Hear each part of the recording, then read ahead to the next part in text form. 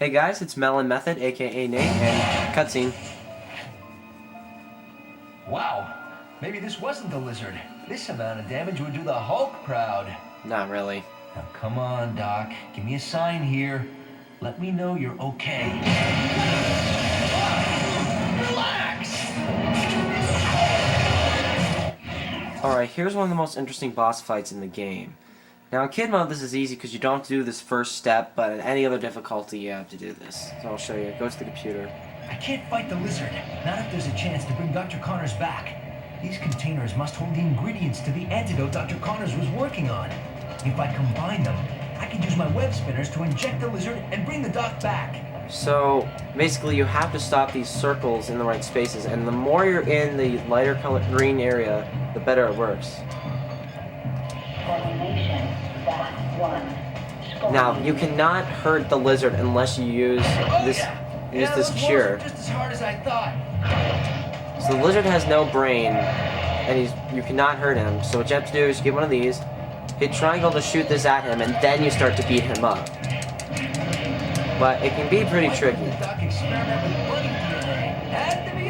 And just sometimes it just plain doesn't work. Man, this is a boss fight I was never really that fond of. Also because the lizard is just kind of tricky to fight. And also the fact that you can only hurt him with the cure. Now the second one, One thing, I'm not paying for this mess. the second vat is here. And you gotta watch out for that green lightning bolt. Oh yeah, you can only hurt him a certain amount with this. Ah, I couldn't get through the door. That was a little ridiculous. Ah, it seems like only half the time the medicine works, which is kind of annoying. Oh well. At least it's not the worst boss fight in video game history. I mean, it could be worse. You could be playing Then again, Superman 64 isn't difficult. It's just bad. I've watched Proton John play Superman 64. I'm actually one of those guys that would like to buy it just to kind of see how bad it is. Especially since you could, at least at Play It, Games, Movies, and Music, the game store I usually go to, you can get it. The last time I saw it, there was like $3, which wouldn't be bad. Though the games I really want would cost a bit more. Like Klonoa, even the Wii version to get it complete with instructions in the case would cost me $25. Killer 7 for the GameCube. I mean, the PS2 version's a little cheaper. Actually, a lot cheaper, but I want the GameCube version because I like collecting for the GameCube. I think it's a very underrated system. That's about $25. Though Downpour can get a lot cheaper at about 15, a little over 15. And I've only rented Downpour twice and got out of. I was in the radio broadcast building last time I played it, but oh my gosh, I love Silent Hill Downpour. It's one of my top favorite games in the Silent Hill series, alongside Silent Hill 1 and 2, as well as Shattered Memories. Oh my gosh, Shattered Memories, I love Shattered Memories on the Wii. That is easily one of the best games in the Silent Hill series. It can easily be compared to Silent Hills 1 and 2. When I get an actual video recorder, I am going to Let's Play that game. And I just went in for a job interview today, so hopefully I'll be able to start a job and get money for a recorder. First I gotta pay off something else. To you, Electro was here. He wanted information on the BioNexus project. He's assembled all the parts, but he's still not able to make it work. What is this BioNexus device? It amplifies the bioelectric energy in living beings. On Electro, it'll make him a god. You have to stop him, Spider-Man. But how do I stop him, Doc? What's he missing? I don't know what it is. Dr. Watts kept all the secret notes about the final phase of the project secret. Go to her lab. It's on the other side of the complex. Thanks, Doc. Okay, that was a little redundant, but I'll see more later. Whoops. All we want, Spider-Man! Failure to comply will result in the use of force! Sorry, boys and girls, but I don't think I'm gonna let you arrest me today. Okay, I don't think they could hear you, Spider-Man. But keeping the secret notes of the final phase of the project secret, that did not sound redundant at all. And what's the point of amplifying your bioelectric energy? I don't really see a purpose of it. maybe it helps someone with heart conditions, but I highly doubt it. That's just a dumb thing. I was thinking defibrillators, or however you pronounce it. Alright, another annoying level.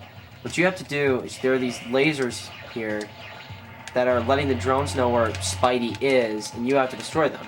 And of course, get electric webbing, and this is made 100 times easier. Just go up to the thingamajig and turn it off. Bingo! There's also laser cannons trying to shoot you, and if you use electric webbing, you can destroy them. I wonder if Captain America has to put up with this. It's funny. Thinking about heart rates and defibrillators actually made me think about the Captain America movie. And now Spidey's talking about Cap, which is pretty funny. Well, Captain America 2, that is. I still have not seen the first one. I've got a friend of mine who's telling me I really need to see the first Captain America. Alongside, she's got this whole list of movies. Actually, you know her. She was in my Sonic Riders videos, Christy. She's got this whole list of movies I need to watch, and someday she's going to drag me over to her house and watch all those movies. As well as the original Astro Boy series. She loves Astro Boy. It's 3 down, 3 to go. Now, she actually bought the DVD of the CGI movie, which I figure was certainly not going to be as good as the original anime, and it wasn't. I mean, I don't know, I'm just taking it from what Christy has to say, but it's no surprise, that kind of thing. But I've heard Astro Boy is a really good anime series. There just isn't a lot of anime I've watched in my life. I've seen a couple episodes of Soul Eater, Naruto, and Dragon Ball Z. Actually, I have not seen Dragon Ball Z. I've only seen Dragon Ball Z abridged, as lame as that sounds. Even though that's one of the one more left. Even though that's one of the longest running and most popular anime of all time. One more left. Electric webbing. Where's the last turret? The last turret. Every time I play through this game, I always get lost trying to find it. Sorry guys, I got somewhere else to be. Like, literally. Every time I've played through this game, I always get lost looking for this last turret. It's ridiculous. Even though I've played this game quite a bit, and I know...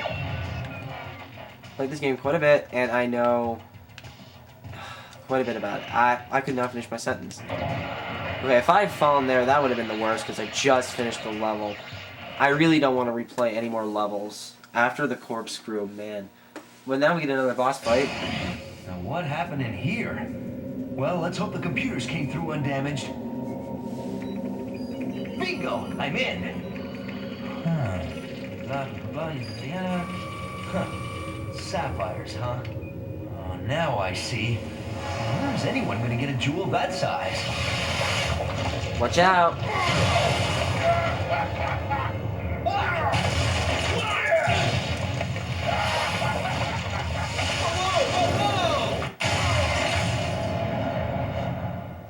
Alright, I remember playing this game before Spider-Man 3 came out, the movie, and Sandman to me wasn't that significant of a villain. And no, I'll let Spidey talk about the boss fight. Okay, screw it. So the thing is, what you have to do is start this water pump here, build up some water pressure so you can spray water on Sandman. The only way to make him vulnerable is to get him wet. Now, a couple of things about Sandman. There we go. Now to find the valves. I really didn't think of Sandman as that significant of a villain up until until Spider-Man 3 came out, and I also read a graphic novel. It's hard to talk with Spidey constantly throwing in these other comments. But point is, then I read the graphic novel Revenge of the Sinister Six, the one where Sandman gets turned into glass, and that was around the time he was trying to be a good guy. Trophy case. But yeah, he was a good guy around the time this game came out. So I don't get what he's doing here as a villain. But oh yeah, his AI is extremely dumb. He'll walk into the water. Really. No matter, as long as you're in front of the water, he'll walk into it, which is pretty funny. No more pressure. I mean, the AI in both Spider-Man games for the PlayStation are pretty bad. We're supposed to start this one. Thank you. It's interesting how somehow Spider-Man shooting one shot of webbing at that thing would, oh my gosh, would actually, just one shot of webbing actually turns the whole thing. Alright, so come over here. Web spikes. I forgot about web spikes. Hit the water. Alright. Man, just when I remember the web spice trick, he doesn't hit the water. No more pressure. Oh gosh, he almost got me. Okay. Ah, auto attack. No, just hit the switch. Okay. Come over here. Alright, now. Swinging won't do any good. There we go. Actually, I've never heard him say that before. Not in the over 10 years I've owned this game. Oh, what? He didn't hit the water? Oh man. Okay, just punch him. I don't care about web spikes anymore. Just gotta hit him. Man, this boss fight is taking a lot longer than I really cared for it to take. No more pressure. Okay, at least he's guarding the pressure thing, but he's still dumb enough to walk into the water, which I thought was funny. Now you can try to escape on the tower over there, here in the construction site, but if you get on it, Sandman destroys it. If you're on the tower when he destroys it, then it's game over. Like, automatic game over. You don't just, like, lose a little bit of health. It's just game over. Another interesting thing, if you beat this boss fight, I believe on normal, you unlock the Alex Ross version of Spider-Man's costume, which was a prototype for what his costume was going to look like in the first Sam Raimi Spider-Man movie. Which, like I've said, I'm actually not that fond of the Sam Raimi Spider-Man movies. Like I said, I like the new ones a lot, but I'm really not too fond of Spider-Man 1 or 2, and I haven't seen 3 yet. But 1 and 2 I both found to be kind of boring. Oh man, dude, really? You know what? I'm gonna try something here. That all you got? Yeah, bring it on, chump. Oh wow, I've never defeated him while he's normal like that and not wet. That is pretty hilarious. Sandman. Looks like security's made it to the lab. I think I got what I needed anyway. Huh? You gotta be kidding me. Oh, great. Just great. Well, I could hope that Electro can't read, but I guess you could have someone do that for him. Hope they're not too late getting to that museum. What do I do about the doctor, though? Electro probably still needs the doctor to show him how the device works, so she should be safe for now. Let's hope Electro's as dim as he looks. Alright, this is the only time in either Spider-Man game where 2 cutscenes play back to back. Gotta tell the boss. Gotta tell the boss. Fist-sized gem. Why would you create a device that relies on something that not only doesn't exist, but cannot be made by man? There must be something you are not telling me, good doctor, and I want to know what it is. Boss, look! Tonight. We hit the museum tonight. And this time, that meddlesome bug won't be able to stop me. That is the last time you see any of the white bad guys in this game. And I believe, yeah, this is probably all we're going to be able to fit in at this episode. Because next we got the museum, which could take a little bit of time. So, I'll see you guys next time on Let's Play Spider-Man 2 Enter Electro. This has been Melon Method, aka Nate. See you guys later.